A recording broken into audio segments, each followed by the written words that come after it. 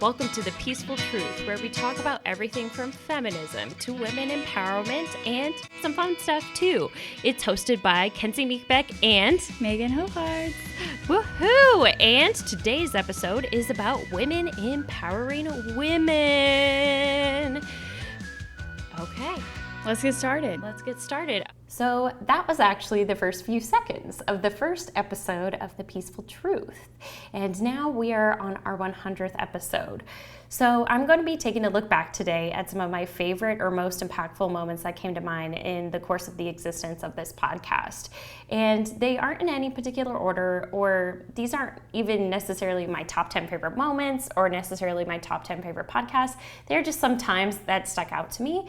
And I just was really cool because it was a walk down memory lane, and to see how this podcast has kind of evolved or changed is really cool. And it's also reminded me of how I learned and how I've grown from this entire experience. So I wanted to thank you though, and I really appreciate you continuing to be interested. But without further ado, let's take a look back at the clips from 10 different episodes, again, not in any particular order, and we're going to go back for the first episode for a quick clip about the importance of women empowering other women. Today's first topic is women empowering women. Women empowering women, brought to you by us. Kittens, inspired by kittens.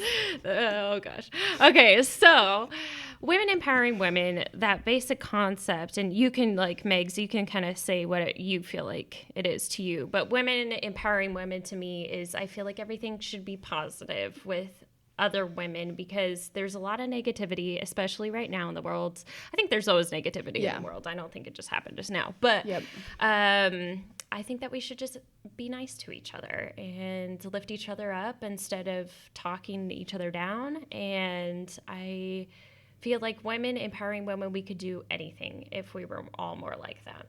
I second everything that you just said. So this kind of leads really nicely into my story about women empowering women. We're going to tell stories about our own interactions with women empowering women. We're going to do one positive or one good and one bad story. So our personal experiences. So our friend Allie, who also lives in Seattle, also is from Texas. Just a bunch of Texas ladies living out here in the Pacific Northwest. She works at this really, really big company, and they specifically put on like an 8-hour training for women to empower other women. And it was a specific day dedicated to women empowering women. We need to have Allie on here. I know. She learned so much stuff. And so then it was kind of funny because she would just like, you would be talking to her. This is like, a month after this conference. You'd be talking to her. You'd be telling her about her day. And then she'd just like stop and stare at you. And she'd say, Megan, you have the most beautiful eyes I've ever seen. You are so passionate about life. You have the best work ethic. Like, the conference taught you to just say what you're thinking at that moment. If it's something positive and if it's empowering somebody, the conference was like, just freaking say it. I love it. I know. Why can't all workplaces do that? It was so funny. But I feel like men should be invited too. This is true. In this case, it was only women. But I do feel like it could be both. Because all people can be feminists. Yes. And so then, like, you would get a text message from her, like, every day at noon. She'd be like, Megan, I just need to tell you that you've inspired me to be powerful, and you've inspired me to be a beautiful woman inside and out. Send. And, like, it would be, like, every day she would do something. That is so sweet. And so I was just like, everybody should have this conference.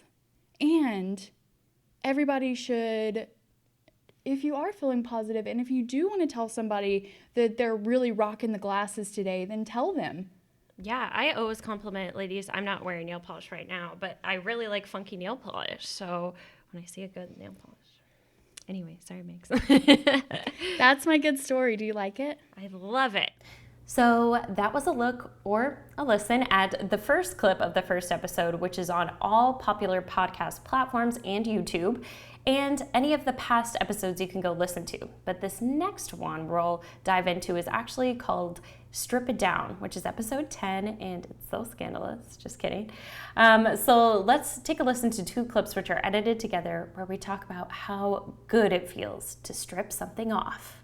And the last reason why taking your bra off is the best part of your day is because if we're honest, wearing a bra is like wearing a cage all day, no matter how pretty the bra is.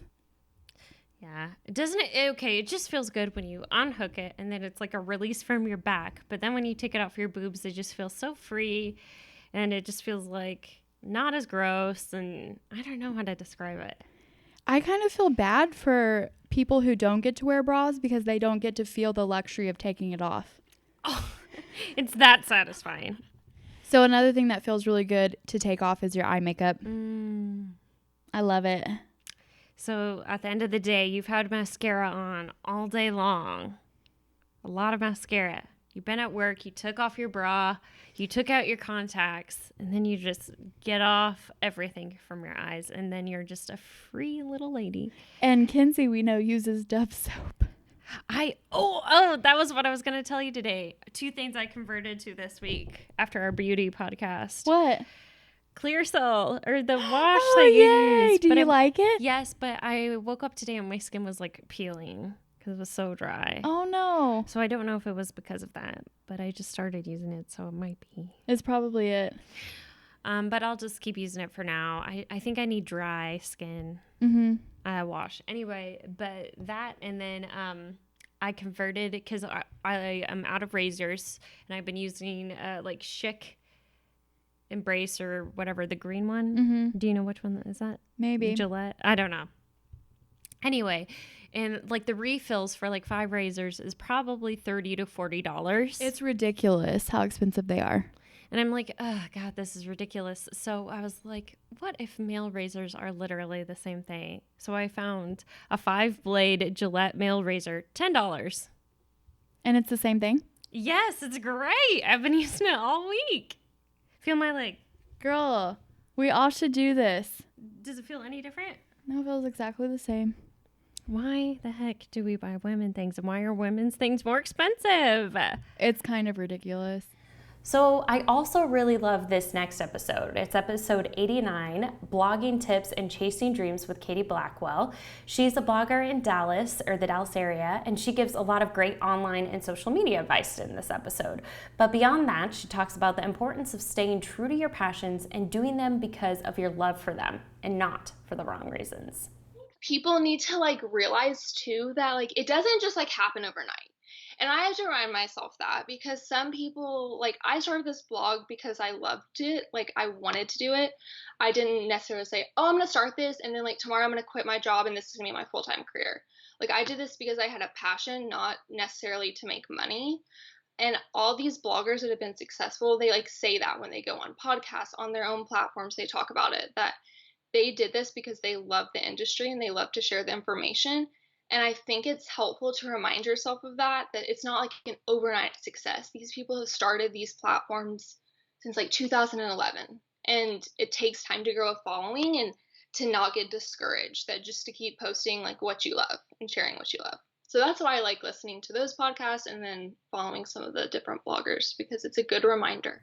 So now we're going to dive into the quarter life crisis episode, which is the 6th episode. And I could kind of tell by rewatching it that it was difficult for me to be vulnerable and about what I was planning to say in this episode. At the time, I could tell by my mannerisms, but I am proud that I did it, because it's important to challenge. I believe it's important to challenge yourself or do things that might be intimidating, and doing more vulnerable things. And so I find some other parts of my personal life less intimidating to approach than what I experienced in some of my darker times in my 20s.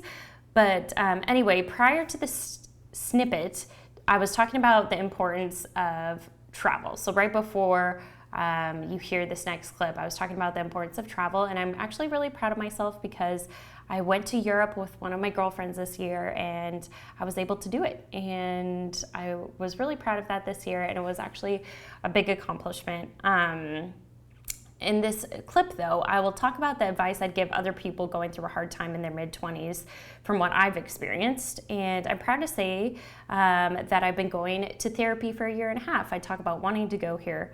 But yeah, so you'll see why I mentioned that before going into this clip. So let's take a look. Another thing is do things that scare you. So try to do things that are different and that like intimidate you. Act on your dreams and do the work it will take to get you there.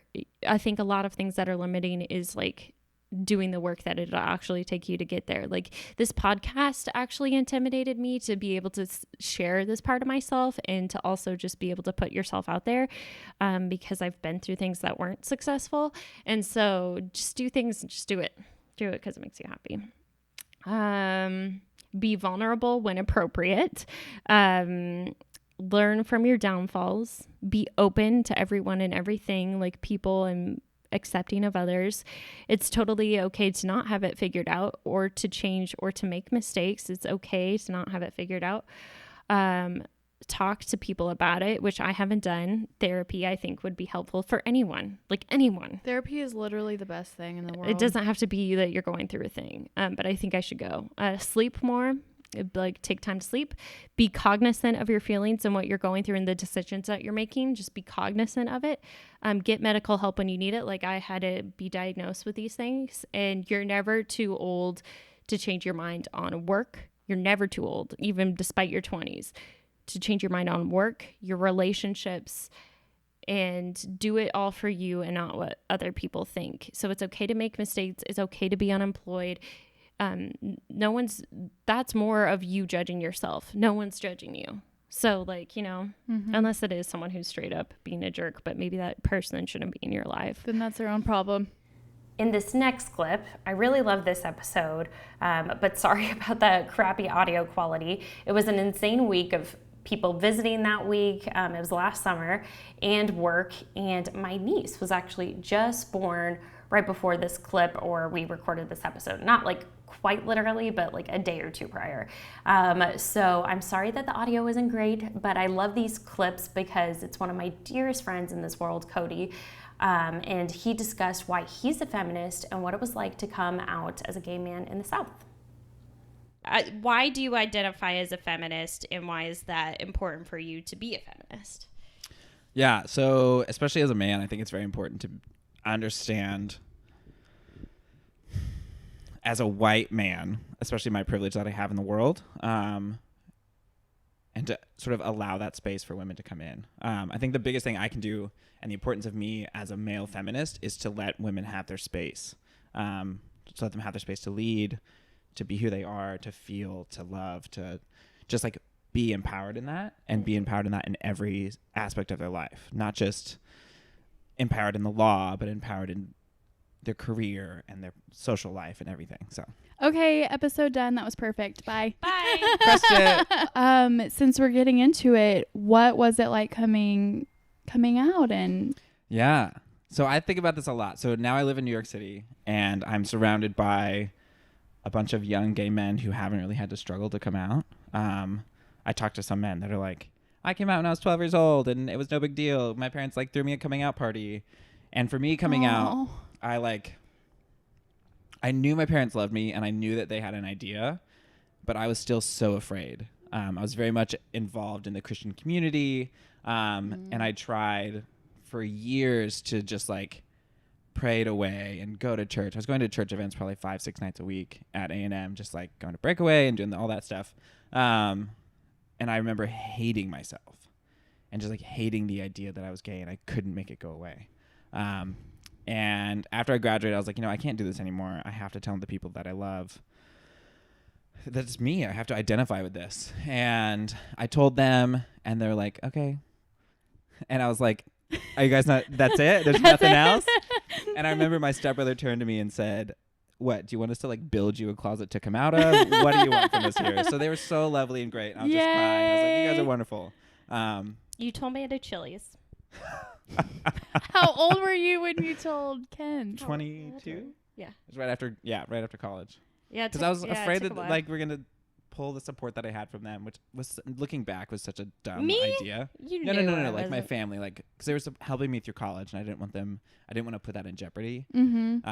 Because in the South, it's so common for people to be completely disowned by their families, which is so heartbreaking. heartbreaking and terrible. I don't know why you could love your child and then they tell you one thing about them and you just disown them. But So, episode 60 is another episode I chose because it's about birthdays and horoscopes, and I just love those things, and it was lighthearted, and I just kind of thought this clip was kind of fun. So I'm going to do this to both of us, but I am going to go over the best and worst qualities of our sign. Okay. And you have to be honest. Okay. And you can read me mine. I'll hand you my. Okay. Your birthday, July 23rd through the 22nd. Through August 22nd. August 22nd. Now, your best qualities. I'm going to start off with the good. Okay. You're enthusiastic. I think that's true. Yeah. Do you We think always are I'm- goofy together. Do you think I'm enthusiastic? Yeah, you're always pumped up. Yeah. Courageous. I do think you have a lot of spirit and you're courageous. Okay. Do you think so? I err more towards the enthusiasm, but I could see that. Okay. Loyal. I am very loyal. You are. Yes, I'm very loyal. You're diehard. Kind of big-hearted. Yeah. Yeah. That one's true. Energetic. Yes. You do a million things in a week. Yes. Yes. And you're very optimistic. Okay. Oh, and by the way, this is from the Daily Horoscope app and Ganesha Speaks. Ganesha speaks. Mm-hmm. Do you know who Ganesha is? Yeah, they're the Elephant deity. elephant. Yeah. So ready for the worst? Yes, I'm ready. Center of attention and egotistical. I think that one I like to be the center of attention, but in smaller groups. If it's like a really large I mean, group, I do too, if I'm being honest. Yeah. If it's smaller groups, then I do like being the center of attention. Headstrong. Probably. Do you think you're stubborn about some stuff? Yes, I think I'm stubborn about some stuff. Possessive. Probably, yeah. Yeah. Yeah. Especially when I was younger, yeah. Oh, okay. Dominating. I don't see this one. I don't think so. I guess we'll have to ask Desmond. Dominating. I don't know if it means sexually. You might be dominating the conversation. I don't know. Impatient. I don't know. I think I'm pretty patient. Okay. That one I disagree with. I think you can be your true sign, but like I think there's an extremist of the best and worst of signs. Okay, what are you? Okay, let's see here. And you got to tell me whether you think also Okay. So you're a Libra, the balancing sign, an air sign. an air sign. I'm pretty a sure it's an air fire sign. We're passion signs. Did you know that? No. Yeah. We're passionate in friendship and passionate in love. Oh, wow. I think that's true. Okay, you're best. You're tactful. Do you think I'm tactful, like responsible? Yes. I think so. I think there's times where I'm a little flaky, but I think I tell people when I'm going to screw it up. Yeah, you don't flake out the last second. No, I'm like, guess what? 2 days before, I'm like, I'm going to screw this up. Yeah. Romantic. Oh, God. Ooh la la, she's very romantic. I am definitely identify as that. Love romance. Always been diehard. Charming. Am I charming? I think you're charming. You're very charming. Do I charm you like a snake? Like a snake. Or do snakes get charmed? Is the opposite? No, you're charming like a snake. You mean like a snake? Just. Like, I like justice. I think so. Yep. Diplomatic. Do I like see things at a balance, or am I like... Yes. I think sometimes I get heated about stuff though, and then balanced. And I think that overall you live a balanced life. Overall, yeah, there For could be sure. some areas where you it's not perfect, but I'm very aware when those areas are imbalanced. For sure. Okay, let's hit me Okay, with you're the worst. bad. I don't believe this first one's superficial. I don't think you're superficial. I really don't identify as that. Mm-mm. I think where it kind of could come into play, and that's actually one of the last qualities it kind of mixes, is like money. Like I'm kind of bad with money. Like I like a little bit like like spending money on food is like my worst. I'm terrible about that. Oh my gosh, I'm the worst. I don't need to. Part Libra. I don't need to. I'm curious what my moon sign is. It might be Libra. And there's I think another mine's one an too. Aquarius. There's a moon sign and there's a something else sign. We have 3 different signs, but anyway, I'm so bad. Like I don't need coffee every morning. Like I don't. Like I could go to my office and get free coffee. Oh no, yeah, I like walk to that corner to get coffee. I go out to eat at lunchtime. It's terrible habits. Why do we do this? Unreliable / indecisive, in parentheses, changes their mind on opinions because easily swayed by people. I don't see that in you. Oh, I am. I have to ask. It's like a big thing I deal with in therapy. I have to ask people before I do something and like run it by them, even though it's not their decision. It's like completely my choice. And I like have to make sure I'm doing the right thing. Chelsea will be the first one to tell you that. I guess the reason that I said no is because I think that you're decisive about this podcast and you're decisive about the opinions that you share on this podcast. Okay. But at the same time, the way that maybe you could be is because sometimes I'll come to you with ideas and you'll be like, I don't want to talk about that on air. Yeah. Because you don't want to be portrayed a certain way. Right. Indecisive. Yeah. So, but at the same time, like whenever you feel passionate about something that you do want to talk about and that you wouldn't care what other people thought of you, then you will talk about it. That's true. Now people are going to be like, what does she not want to talk about? You'll never know. This next clip is important to me, particularly right now, because I'm actually training for my 2nd century cycling ride, or 100 miles on a bike is other words of what that means. So, and in this clip in episode 20, I talked about what my first experience of cycling 100 miles was like and what it meant to me. So this was very selfish of why I chose this clip, but I wanted to include it just for myself and to reflect back on it now while I'm starting to train again. It just taught me, now lady, I know you're not asking all these questions, but it taught me a lot because it just like, one, I had never had anything physical in my life that I had worked toward. Like no physical goals, no sports that I had ever been a part of, nothing like that. So I was interested in doing that for myself because it was like I had gotten into the gym recently and being athletic and being more into it. So I thought it was an interesting experience. Then it like you have to mentally build endurance and mentally overcome a few things. So it was a spiritual experience for me, like teaching myself how strong I was. And then and then physically you have to fuel yourself and you have to get to know your body and when it's hurting and what point you can push it to and like when you need fuel and when you need to be hydrated. And like I learned a lot about myself and I was really in tune with my body.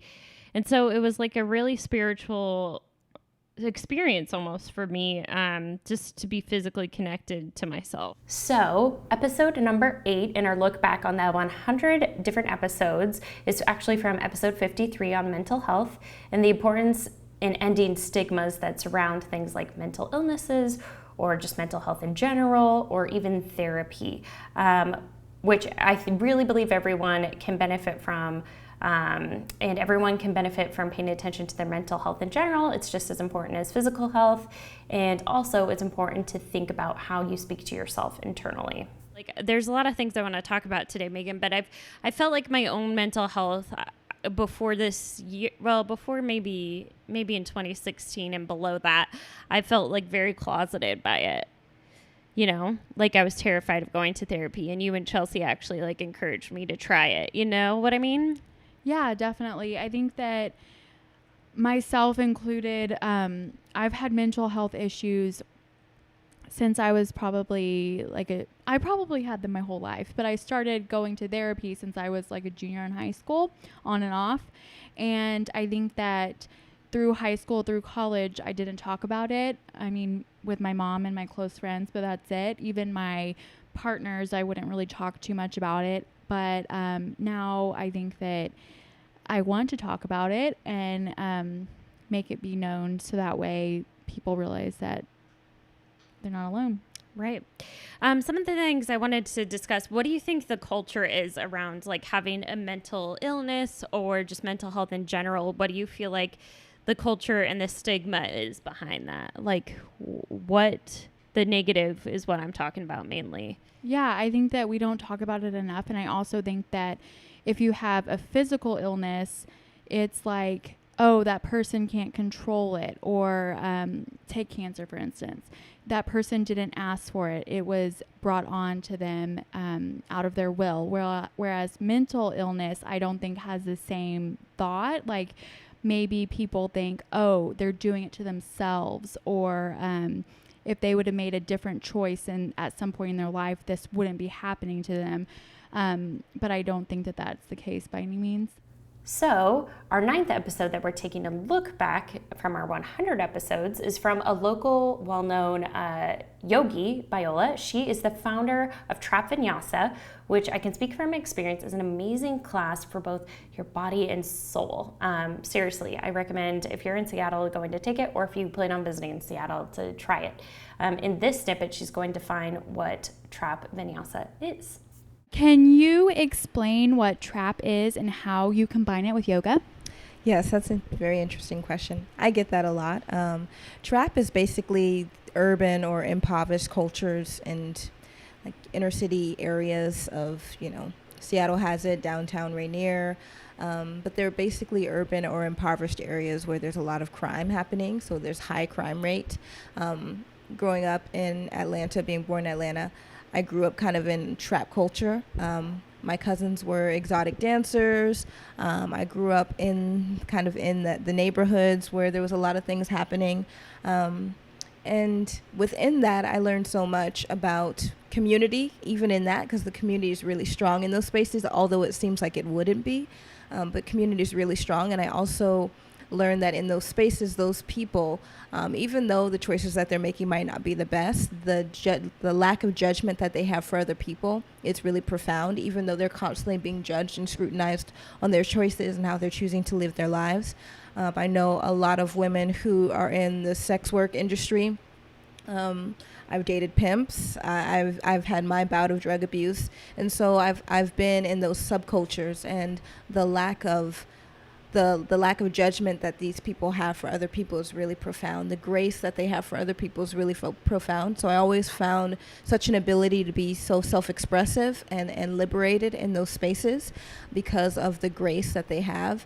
And so that's how I that's how I made the combination of trap, vinyasa. I wanted to create a community that felt like that it's hard to find that in yoga communities, even though we like to believe that it's always there. It's not necessarily true.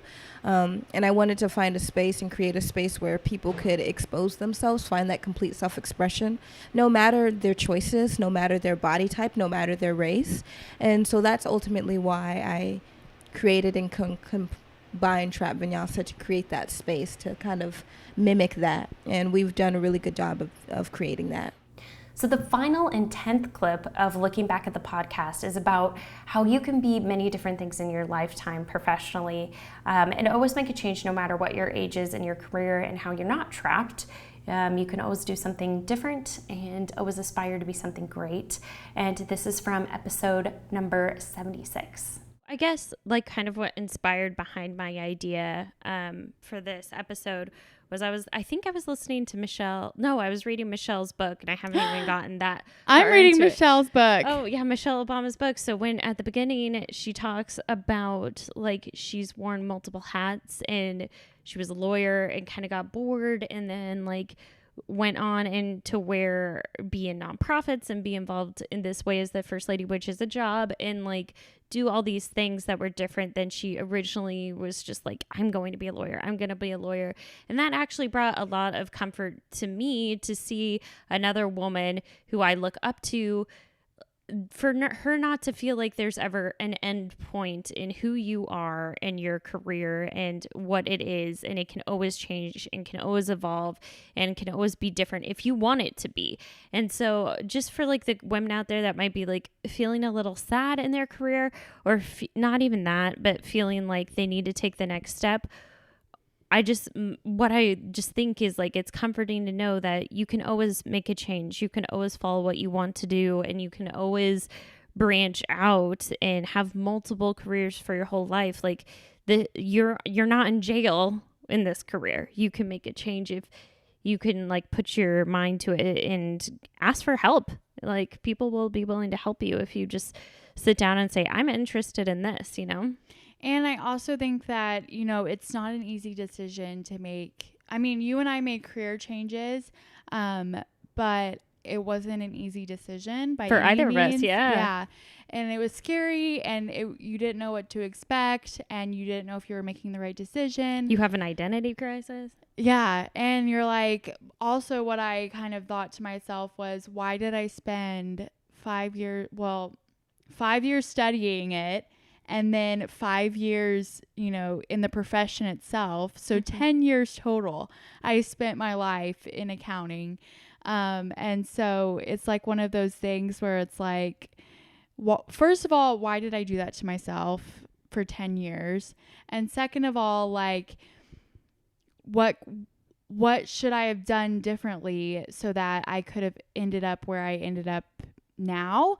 But at the end of the day, I wouldn't be in the job that I'm in now if it wasn't for everything leading up to it. Because like I said, I can relate really well to people whenever they come to me to talk about career changes and talk about career moves. But it's just one of those things where it's a little bit of an identity crisis. So thank you again so much for tuning in and continuing to tune in and empowering me to create this podcast. I've really loved it so far. And again, this topic in general is so important to me, and this experience has really meant a lot. So I always like to reflect back on what I'm looking forward to this week. And this week, I'm looking forward to continuing to follow what I love doing. Thank you, ladies and male feminists, for tuning in for yet another week of The Peaceful Truth. Bye.